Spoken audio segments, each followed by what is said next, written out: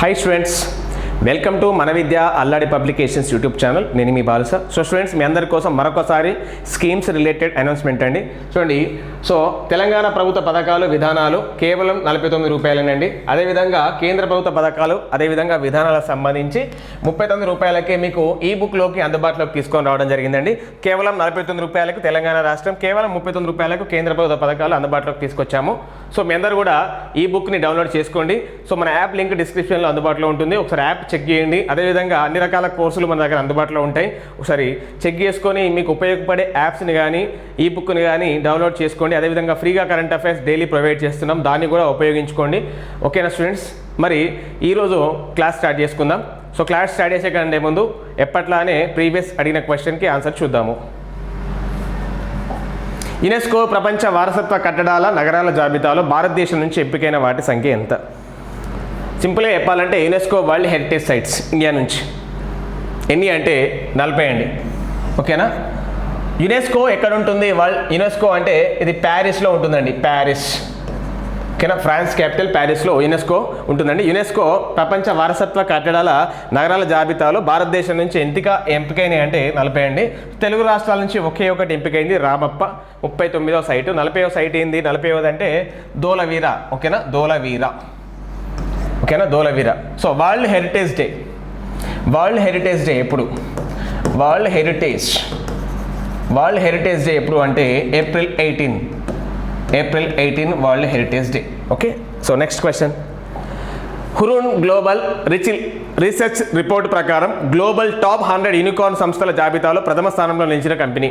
Unicorn సంస్థలు చూడండి, unicorn సంస్థల్లో ప్రథమ స్థానంలో నిలిచిన కంపెనీ.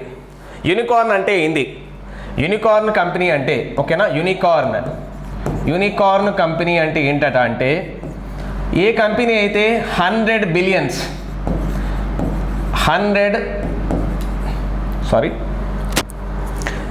చూడండి 1 బిలియన్ అండి. ఏ కంపెనీ అయితే 1 బిలియన్ డాలర్స్, ఓకేనా, 1 బిలియన్ డాలర్స్ వర్త్ ఉంటుందో ఆ కంపెనీ యూనికార్న్ కంపెనీ అంటాము. సో టాప్ 100 యూనికార్న్ సంస్థల జాబితాలో ప్రథమ స్థానంలో ఉంది ఏంటని అడగడం జరిగింది. చూడండి, బైట్ డ్యాన్స్ సంస్థ. ఓకేనా? బైట్ డ్యాన్స్ దీనివల్ల ఫేమస్ అయిందంటే టిక్ టాక్ వల్ల ఫేమస్ అయింది. ఓకేనా? టిక్ టాక్ అనేది బైట్ డ్యాన్స్ వల్ల యాప్ అండి, టిక్ టాక్. ఓకేనా? ఇది ఫస్ట్ ప్లేస్లో నిలిచింది. మరి సెకండ్ ప్లేస్లో స్పేస్ ఎక్స్ యాంట్ గ్రూప్ అనేది టాప్ 3 కంపెనీలో ఉందండి.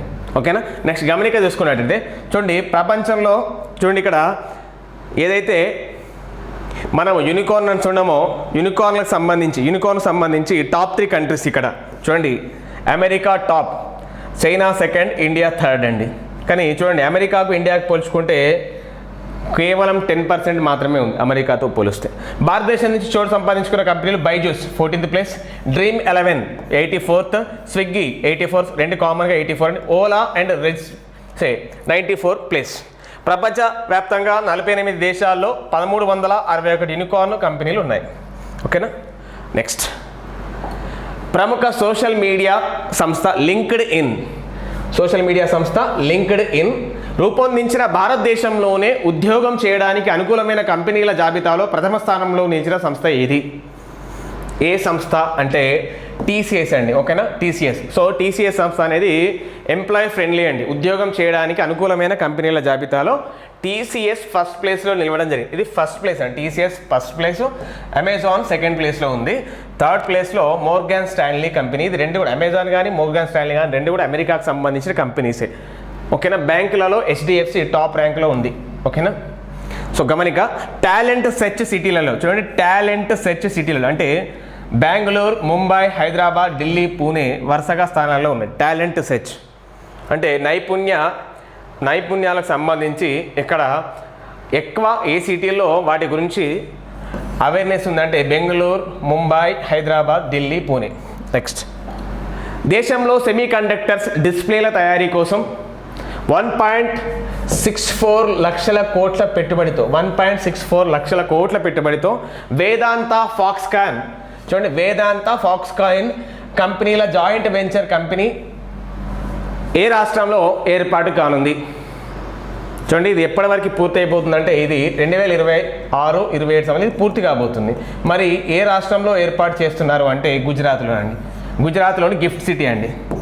గిఫ్ట్ సిటీ ఎక్కడ ఉంటుందంటే గుజరాత్లో ఉంటుంది. గుజరాత్లోని గిఫ్ట్ సిటీ. ఎట్లయితే ఆంధ్రప్రదేశ్లో సిటీ ఉందో హైదరాబాద్లో ఓకేనా, హైదరాబాద్లో ఏదైతే సాఫ్ట్వేర్ కంపెనీలు అన్నీ ఉండే ప్లేస్ ఏ విధంగా అయితే సైబర్ టవర్స్ అలాగ ఉంటుందో ఇక్కడ కూడా అంతే అండి. హైటెక్ సిటీ లాగా గిఫ్ట్ సిటీ ఒకటి. నెక్స్ట్ అంతర్జాతీయ చూడండి ప్రముఖ అంతర్జాతీయ సంస్థ హెన్లీ అండ్ పార్ట్నర్స్ విడుదల చేసిన వరల్డ్ వెల్దియెస్ట్ ఓకేనా వెల్దియెస్ట్ సిటీస్ 2023 టాప్లో నిలిచిన సిటీ ఏంటి? వెల్దియెస్ట్ సిటీస్లో అంటే అత్యధికంగా ధనవంతులు ఉన్నది ఏంటంటే అంటే న్యూయార్క్ టాప్లో ఉందండి. న్యూయార్క్ టాప్లో ఉంది. చూడండి న్యూయార్క్ టాప్ ఇది first place, Tokyo second place అండి. సో ఇండియా తీసుకుంటే ముంబై ఫస్ట్ ప్లేస్, ఇండియాలో Mumbai first place, Delhi second place. Next ఇటీవల ఏ రాష్ట్రానికి చెందిన జైలు శాఖ వారు ఖైదీల కదలికను పర్యవేక్షించడానికి డ్రోన్లను ఉపయోగించారు? ఓకేనా, ఏ జైలు శాఖ డ్రోన్లను ఉపయోగించుకోవడం జరిగిందంటే మొదటిసారిగా ప్రయోగాత్మకంగా ఉపయోగించుకుంది మహారాష్ట్ర డ్రోన్లను ఉపయోగించడం. ఓకేనా. నెక్స్ట్ దేశవ్యాప్తంగా ఎన్ని కిలోమీటర్ల మేర ఆప్టికల్ ఫైబర్ కేబుల్స్ ఓఎఫ్సి వ్యవస్థను అభివృద్ధి చేయాలని నేషనల్ హైవే లాజిస్టిక్స్ మేనేజ్మెంట్ విధానానికి నేషనల్ హైవే లాజిస్టిక్స్ మేనేజ్మెంట్ విధానానికి రూపకల్పన చేసింది. చూడండి దేశవ్యాప్తంగా ఎన్ని కిలోమీటర్ల మేర ఆప్టికల్ ఫైబర్ కేబుల్స్ వ్యవస్థను అభివృద్ధి చేయాలని నేషనల్ హైవే లాజిస్టిక్స్ మేనేజ్మెంట్ విధానానికి రూపకల్పన చేయడం జరిగింది అంటే 10,000 కిలోమీటర్లు రండి. మొత్తం 10,000 కిలోమీటర్లు రండి. ఓకేనా. నెక్స్ట్ చూడండి ఓఎఫ్సి అంటే ఆప్టికల్ ఫైబర్ కేబుల్స్ ఇన్ఫ్రాస్ట్రక్చర్ను అభివృద్ధి చేయడం కోసం నమూనా మార్గాలుగా అంటే మోడల్గా హైదరాబాద్ బెంగళూరు కారిడార్ ఇది 512 కిలోమీటర్లు, ఢిల్లీ ముంబై ఎక్స్ప్రెస్ వే 1367 కిలోమీటర్లు NHA ఎంపిక చేసింది. National highway authority of India వాళ్ళు ఎంపిక చేయడం జరిగింది. అంటే హైదరాబాద్ బెంగళూరు కారిడార్ అదేవిధంగా ఢిల్లీ ముంబై ఎక్స్ప్రెస్ వేని ఎంపిక చేయడం జరిగింది. నెక్స్ట్ భారత సైక్లింగ్ సమాఖ్య నూతన అధ్యక్షుడిగా మరోసారి ఎన్నికైన వారు ఎవరు అంటే మళ్ళీ ఎన్నికైన వ్యక్తి ఎవరంటే పంకజ్ సింగ్. ఓకేనా, పంకజ్ సింగ్ గుర్తుపెట్టుకోండి, పంకజ్ సింగ్. మరి మిగతా ఆప్షన్స్ తీసుకుంటే పిటి ఉషా ఈమె ఎవరు అంటే ఇండియన్ ఒలింపిక్స్ అసోసియేషన్ అధ్యక్షురాలు ఎవరంటే పిటి ఉషా. ఈ క్రిస్టియానో రొనాల్డో ఎవరంటే చూడండి ఇంటర్నేషనల్ అయితేనేమో ఫుట్బాల్ ప్లేయర్, బట్ ఇండియాలో ఈయన అండమాన్ అండ్ నికోబార్కి సంబంధించిన సైక్లిస్ట్ అండి, ఫేమస్ పర్సన్ సైక్లిస్ట్ గుర్తుపెట్టుకోండి, ఇండియాకి సంబంధించిన సైక్లిస్ట్ చాలా ఇంపార్టెంట్ పర్సన్. నెక్స్ట్ కరణం మల్లేశ్వరి ఎవరంటే ఢిల్లీ. ఓకేనా, ఢిల్లీకి సంబంధించి స్పోర్ట్స్ యూనివర్సిటీ ఉంటుంది, స్పోర్ట్స్ యూనివర్సిటీ. ఈ స్పోర్ట్స్ యూనివర్సిటీకి సంబంధించి వైస్ ఛాన్సలర్గా ఉన్నారు వీసీగా. నెక్స్ట్ అంతర్జాతీయ చెస్ సమాఖ్య మరియు ఏ కంపెనీ కలిసి global chess league GCL June 21 నుంచి ఇక్కడ జూలై 2 వరకు నిర్వహించనున్నారు. ఓకేనా. చూడండి మరి ఏ కంపెనీ వాళ్ళట అంటే టెక్ మహేంద్ర సౌజన్యంతో. ఓకేనా, అంతర్జాతీయ చెస్ సమాఖ్య మరియు టెక్ మహేంద్ర వాళ్ళు కలిసి గ్లోబల్ చెస్ లీగ్ని ప్రారంభించబోతున్నారు. ఎప్పటి నుంచి ఎప్పటిదాకా అంటే జూన్ 21 నుంచి జూలై 2 వరకు. దీని కంప్లీట్ డీటెయిల్స్ త్వరలో రావడం జరుగుతుంది. గుర్తుపెట్టి ఈ లీగ్లో 6 జట్లు ఉంటాయి. ఓకేనా, ఈ GSL మెంటర్గా ఎవరు ఉంటారంటే విశ్వనాథన్ ఆనంద్ వ్యవహరించడం జరుగుతుంది మెంటర్గా.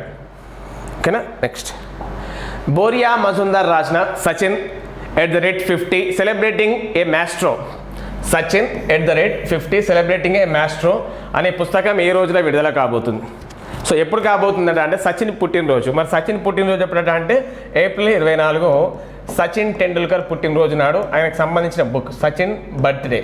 ఓకేనా, సచిన్ టెండూల్కర్ బర్త్డే రోజు సచిన్ @50 సెలబ్రేటింగ్ ఏ మాస్ట్రో అనే పుస్తకము విడుదల కానుందండి. ఓకేనా. ఏప్రిల్ 24 ఇంకొక స్పెషాలిటీ జాతీయ పంచాయతీరాజ్ దినోత్సవం అండి, జాతీయ పంచాయతీరాజ్ దినోత్సవం. ఓకేనా.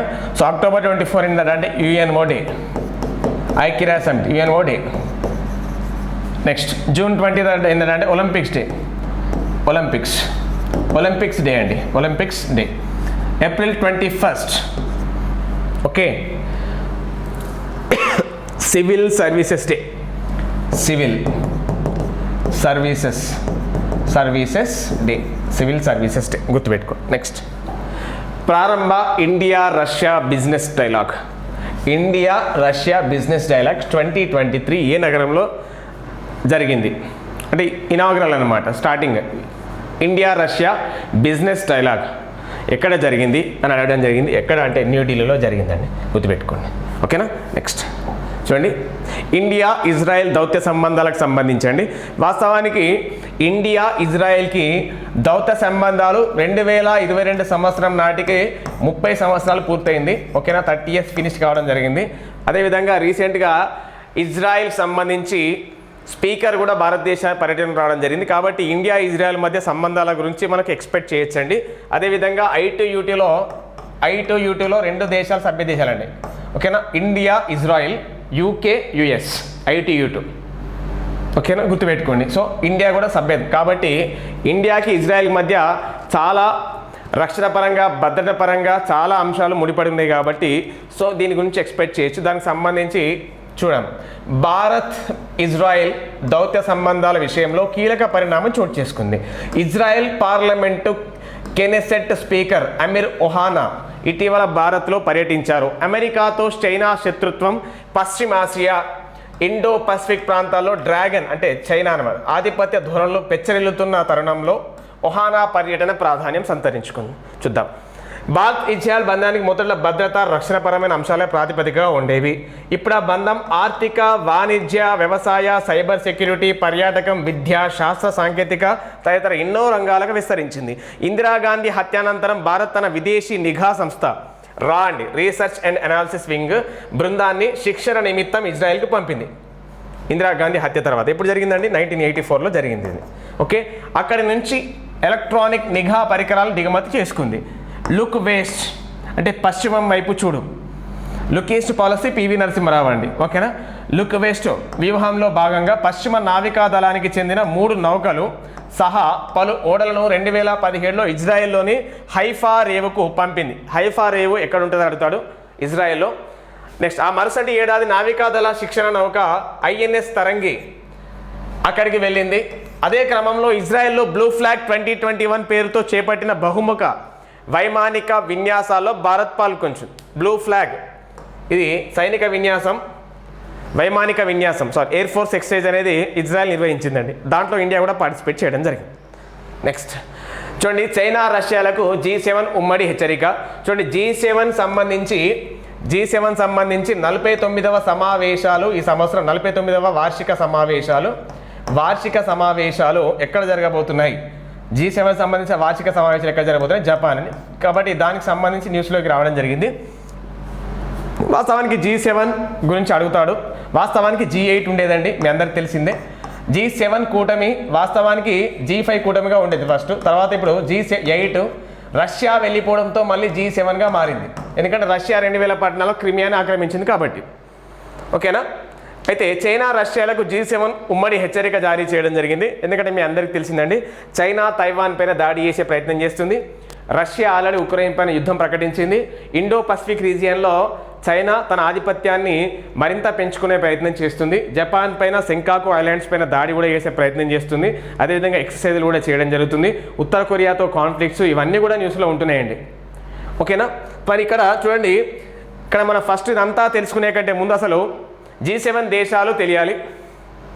అదేవిధంగా ఎందుకు ఈ విధంగా విషయం అనేది ఎందుకు కాంట్రవర్సీ అవుతుందో తెలియాలి. కాబట్టి ఇందాక మనం డిస్కషన్ చేసుకున్నట్టు ప్రతి ఇంపార్టెంట్ విషయం కూడా ఇవంతా ఇంటర్నేషనల్ ఇష్యూస్లో భాగంగా ప్రతి ఒక్కరు నోట్ చేసుకునే ప్రయత్నం చేయాలి. నెక్స్ట్ చూడండి, G7 countries America, Britain, Germany, Japan, Germany, France, Canada. ఓకేనా? ఇవన్నీ ఇటలీ, ఇవన్నీ కూడా ఏంటంటే మొత్తము G7 కంట్రీస్. ఓకేనా? సో మొత్తం పూర్తిగా స్టడీ చేసే ప్రయత్నం చేయండి. నెక్స్ట్, ఇజ్రాయెల్ పాలస్తీనా వివాద పరిష్కారానికి చైనా మధ్యతత్వం. చూడండి, రీసెంట్గా చైనా అనేది సౌదీ అరేబియా, ఇరాన్ల మధ్య 2017లో తెగిపోయిన దౌత్య సంబంధాలు ఏవైతే ఉంటాయో వాటిని పునరుద్ధరించడం జరిగిందండి. సౌదీ అరేబియా, ఇరాన్ మధ్య మళ్ళీ దౌత్య సంబంధాలు ఎవరు మధ్యవర్తిత్వం వహించారంటే చైనా. సో అదేవిధంగా ఇజ్రాయెల్కి పాలస్తీనాకి మధ్య ఎప్పటి నుంచో వివాదాలు ఉన్నాయి. ఓకేనా? అది జనరల్గా ఇజ్రాయెల్ పాలస్తీనా మధ్య ఇక్కడ రిలీజియస్ పరంగా కూడా చాలా కాన్ఫ్లిక్ట్స్ ఉన్నాయి. అదేవిధంగా 2 భూ సరిహద్దుల మధ్య కొన్ని శతాబ్దాల నుంచి ఇక్కడ చాలా కాన్ఫ్లిక్ట్స్ ఉన్నాయండి. ఇండియా పాకిస్తాన్ లాగా చాలా సమస్యలు ఉన్నాయి. అదేవిధంగా ఇస్లాం తెగకు సంబంధించి, అదేవిధంగా క్రిస్టియన్స్ మధ్య, యూదుల మధ్య, ముస్లింల మధ్య ఇలాంటి కాంట్రవర్సీస్ చాలా ఉన్నాయి.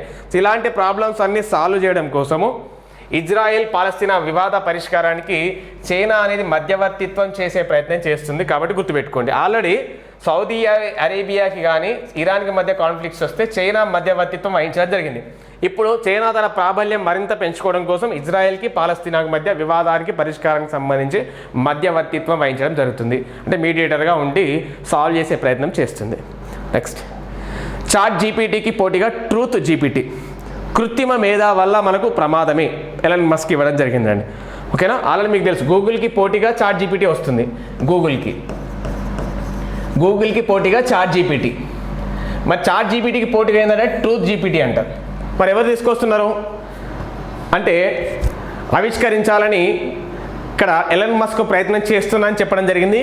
అంటే న్యూస్లోకి రావడం జరిగింది, ఇంకా అదేమీ రాలేదండి, దాని ప్రయత్నాలు మాత్రం జరుగుతున్నాయి. అదేవిధంగా ట్విట్టర్ కొనుగోలు గురించి కూడా డిస్కషన్ చేయడం జరిగింది. వాస్తవానికి ట్విట్టర్కి ఎంత కొనుగోలు చేసిండో ఎలన్ మస్క్ అంటే 44 బిలియన్ డాలర్స్ అండి. ఓకే, 44 బిలియన్ డాలర్స్ కొనడం జరిగింది. గుర్తుపెట్టుకోండి, ట్విట్టర్ యజమాని. ఓకేనా, చాట్ జీపీటీని నిషేధించిన దేశం ఏంటి అంటే ఇటలీ రీసెంట్గా చాట్ జీపీటీని నిషేధించడం జరిగింది. ఓకే, నెక్స్ట్, ఇంజెన్యూటీ 50వ ప్రయాణం. ఇదంతా ఎందుకు తీసుకొని రావడం జరిగిందంటే ఇంజెన్యూటీ అనేది ఒక హెలికాప్టర్ అండి. మరి దీన్ని ఎవరు ప్రయోగించారు, దేనిపైన ప్రయోగించారంటే మార్స్ గ్రహం పైన అండి. మార్స్ గ్రహం పైన ఇంజెన్యూటీ అనే ఈ హెలికాప్టర్ని ఎవరు ప్రయోగించారు అంటే నాసా వాళ్ళండి. నాసా వాళ్ళు ప్రయోగించడం జరిగింది. పోయిన సంవత్సరం ఇది ఆల్రెడీ చూడండి, లాస్ట్ ఇయరే ఇంజెన్యూటీ అనే ఈ హెలికాప్టర్ అనేది మార్స్ పైన ఎగరడం జరిగిందండి. అంటే ఇతర గ్రహం పైన మొదటిసారిగా ఎగిరిన హెలికాప్టర్ ఏంటంట అంటే అతి చిన్నదని ఇంజెన్యూటీ. అంటే ఇంజెన్యూటీ అంటే బుద్ధి కుశలత అని. ఓకేనా, బుద్ధి కుశలత అంటాం, అంటే టాలెంటెడ్ అని సింపుల్గా. ఇది ఎవరు లాంచ్ చేశారంటే నాసా. గుర్తుపెట్టుకోండి, మార్స్ అంటే అంగారకుడి పైన.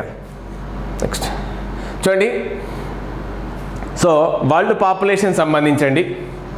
ఓకేనా, so united nations population fund అండి. United nations population fund, UNFPA population fund of, దీనికి సంబంధించి వరల్డ్ పాపులేషన్ నివేదిక ఇవ్వడం జరిగిందండి. యునైటెడ్ నేషన్స్ పాపులేషన్ ఫండ్ ఎక్కడ ఉంటుంది? న్యూయార్క్లో ఉంటుంది. ఇది హెడ్ క్వార్టర్ న్యూయార్క్లో ఉంటుంది, న్యూయార్క్ హెడ్ క్వార్టర్గా ఉంటుంది. సో వరల్డ్ పాపులేషన్ గురించి రీసెంట్గా రిపోర్ట్ ఇవ్వడం జరిగిందండి. వాస్తవానికి ఒకప్పుడు చైనా అప్ టు 1950 నుంచి ఇప్పటి వరకు చైనా టాప్లో ఉంటే చైనా జనాభాని ఇండియా అధిగమించి ఇండియా ఫస్ట్ ప్లేస్లో ఉండడం జరిగింది. చూడండి ఒకసారి, భారతదేశ జనాభా ఎంత ప్రస్తుతం అంటే 142.86 crores అండి. చైనా జనాభా సెకండ్ ప్లేస్ 142.57 crores. ఐక్యరాజ్య సమితి స్టడీ రిపోర్ట్లో వెల్లడి, చైనా జనాభా రేటు తగ్గడంతో భారత్ జనాభా డౌన్. వాస్తవానికి జనాభా ఎప్పుడు కూడా కొంతవరకు నెగిటివ్ అయినా పాజిటివ్ అండి. శ్రామిక జనాభా ఎక్కువ ఉండాలి, యువ జనాభా ఎక్కువ ఉండాలి. కాబట్టి భారతదేశం అభివృద్ధి చెందే దిశగా ఉంది. 2050 వరకు భారతదేశానికి ఎలాంటి సమస్య ఉండదు. ఓకేనా, చూడండి, ప్రపంచంలో అత్యధిక జనాభా కలిగిన దేశంగా భారత్ నిలిచింది. ఇప్పటివరకు పాపులేషన్ నెంబర్ 1 స్థానంలో ఉన్న చైనా ఇప్పుడు 2వ స్థానానికి చేరింది. యునైటెడ్ నేషన్స్ పాపులేషన్ ఫండ్ విడుదల చేసిన స్టేట్ ఆఫ్ వరల్డ్ పాపులేషన్ నివేదికలో ఈ విషయం వెల్లడైంది.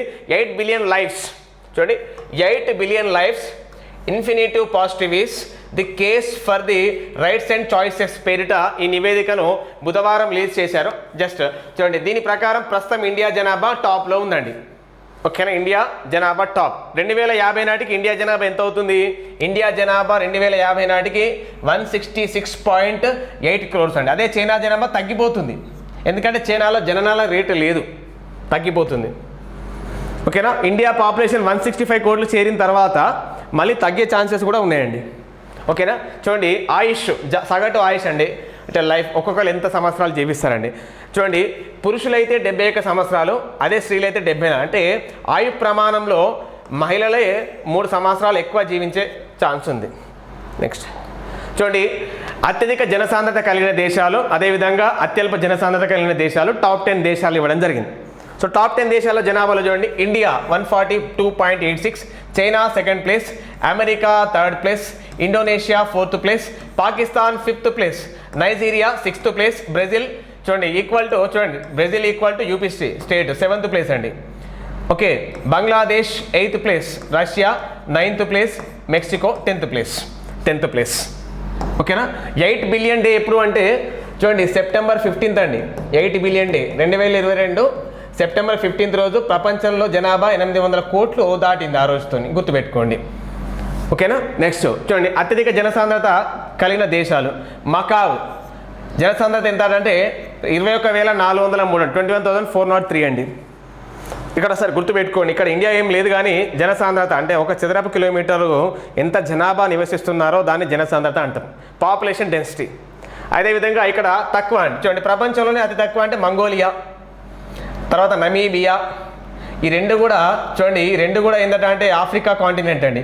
ఆస్ట్రేలియా చూడండి ఓన్లీ 3 మెంబర్స్, అంటే ఆస్ట్రేలియా దేశం చాలా పెద్దగా ఉన్నా కానీ దేశం మొత్తం నివసించరండి. ఓన్లీ 40% ఆ దేశం 40% ల్యాండ్లో మాత్రమే జనాలు నివసించడం జరుగుతుంది. తర్వాత Iceland, Libya, Suriname, Guyana, Canada, Mauritania, Botswana ఇలాంటి దేశాలు ఉన్నాయి.